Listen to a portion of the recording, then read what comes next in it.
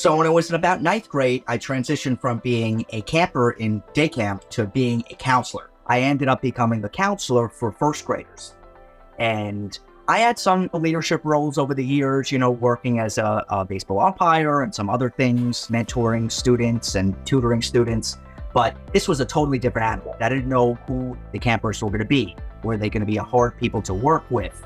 Were the parents going to be difficult? Were they going to be constantly calling me? But when I went in there the first day, I had a group of about 20 people, and I had a head counselor that was older than me, and I also had another co-assistant counselor that worked with me. So I remember it was probably the first week of camp, and it went into July 4th, really the true start of summer. And there were campers from all different towns in Long Island, and I introduced myself. I said, my name is Rich, I'm going to be your assistant counselor this year, and they really took a liking to me.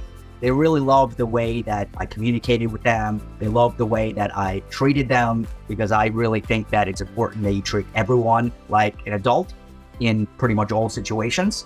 So they really took a liking to that.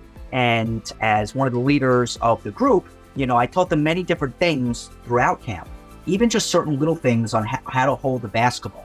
I still remember this moment that I was in camp where there was this one first grader that didn't really know how to hold the basketball. He was holding it different ways, and he just when he jumped up, he really didn't get the right loft to get it in. But I showed him a different way to, hold the basketball, and it was just awesome the way that he, learned from what I taught him.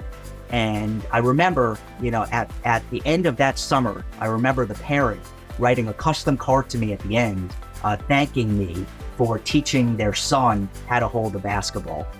And it was just an amazing moment in my life to see that me as a counselor, an educator, a mentor, could help, someone that is growing in their lives and teaching people.